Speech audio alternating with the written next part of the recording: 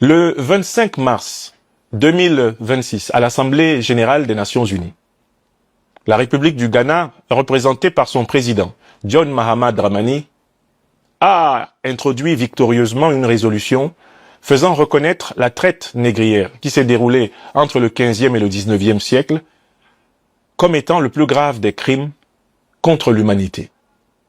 Il se trouve cependant que 123 pays ont voté pour cette résolution. 3 pays ont voté contre cette résolution, à savoir les États-Unis, l'Argentine et Israël. Et il y a 52 pays, quant à eux, qui ont choisi de s'abstenir. Comment comprendre ce vote? C'est la question que nous nous posons in fine aujourd'hui. Ce sont des millions de personnes qui ont trouvé la mort lors des captures de razzias dans le continent africain, qui ont été éliminés lors des traversées dans les infects navires sur l'océan Atlantique. Ce sont des millions de personnes qui ont trouvé la mort dans les plantations de canne à sucre, de coton, de tabac, dans les mines d'Europe et d'Amérique, où elles travaillaient à la réalisation de l'accumulation capitalistique occidentale.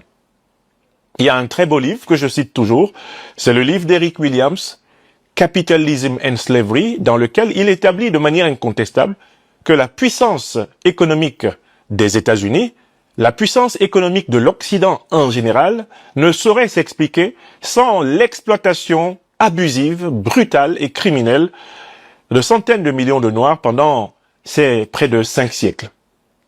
Donc, en fait, on devrait s'attendre à ce que la totalité des pays des Nations Unies votent une telle résolution qui est de bon sens. Mais il y en a 3 qui se sont opposés. Les États-Unis, Israël et l'Argentine. Pourquoi? Mais les États-Unis, Israël et l'Argentine sont 3 pays qui se caractérisent par des politiques ségrégationnistes pratiquées contre des populations dans leur propre territoire. Aux États-Unis, on sait très bien que le phénomène George Floyd persiste. Les discriminations envers les populations américaines d'origine africaine sont classiques, elles sont légion. C'est le cas en Israël avec la population palestinienne, mais également envers la population africaine. Car les Africains israéliens ont fait l'objet d'un traitement démographique, d'ailleurs parfois scandaleux, lorsque par exemple on s'est permis de stériliser les Africains israéliens pour les empêcher de croître démographiquement, selon les lois de la nature, à l'intérieur de la société israélienne. Quant à l'Argentine, c'est également une terre de révisionnisme et de négationnisme.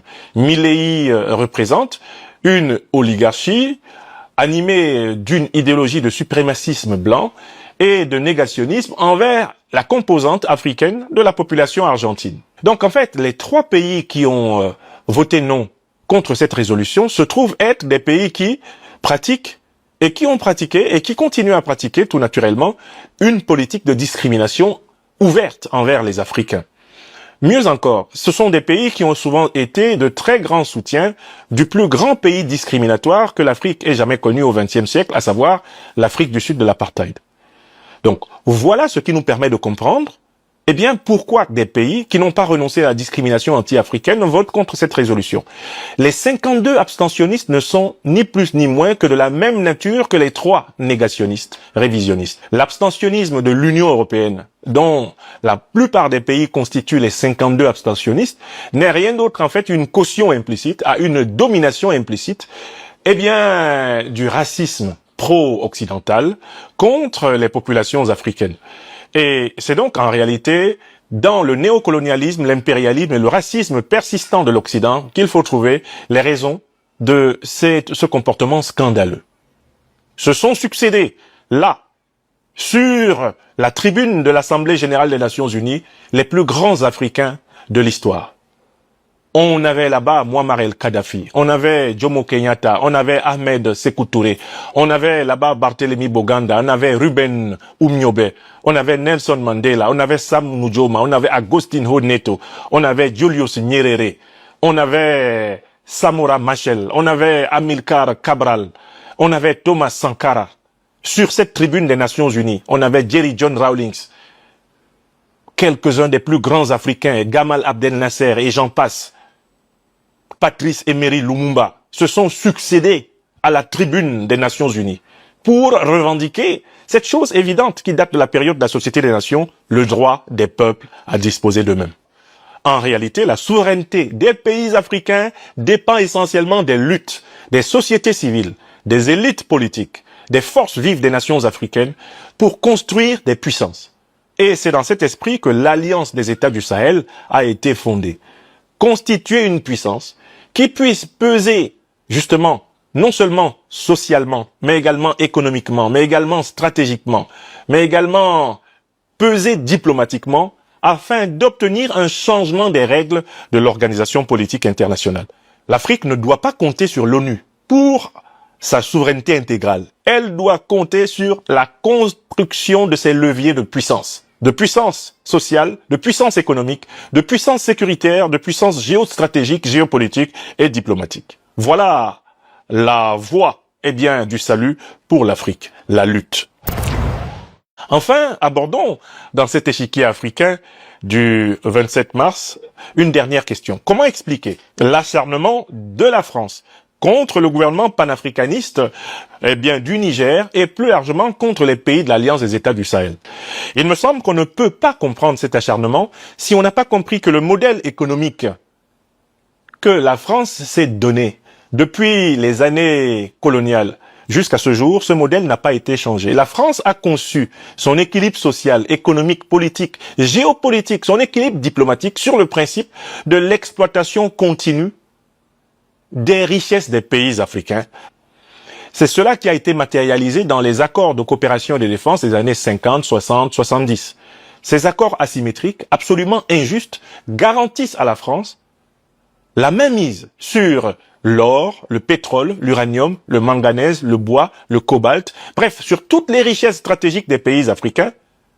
Et le mécanisme du franc CFA lui permet de se les faire, fournir à vil prix, en déguisant le tout derrière une aide, française au développement africain, qui n'est rien d'autre que le fait de prêter l'argent des Africains aux Africains avec taux d'intérêt.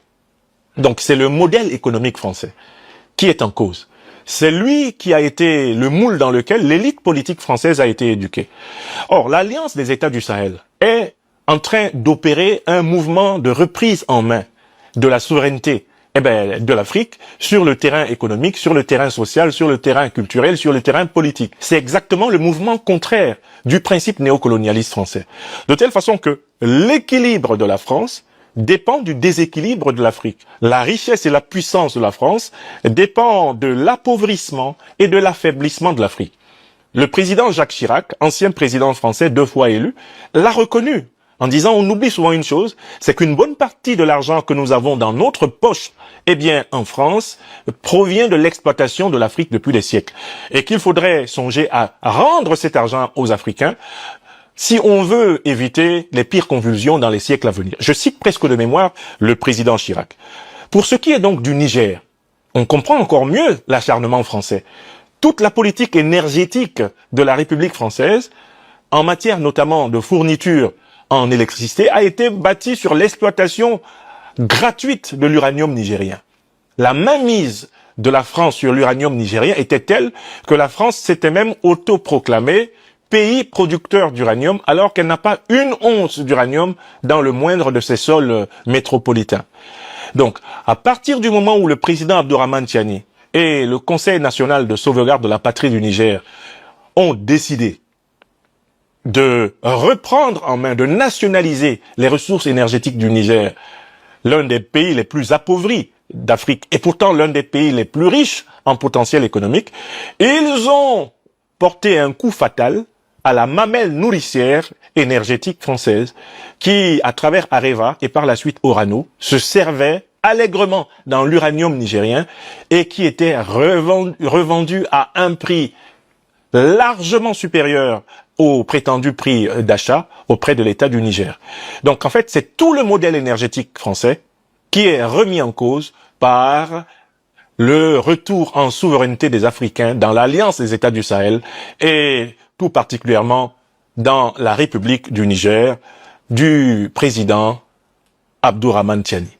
Il est donc temps de comprendre que la souveraineté de l'Afrique passera forcément par l'affaiblissement des puissances néocolonialistes et impérialistes.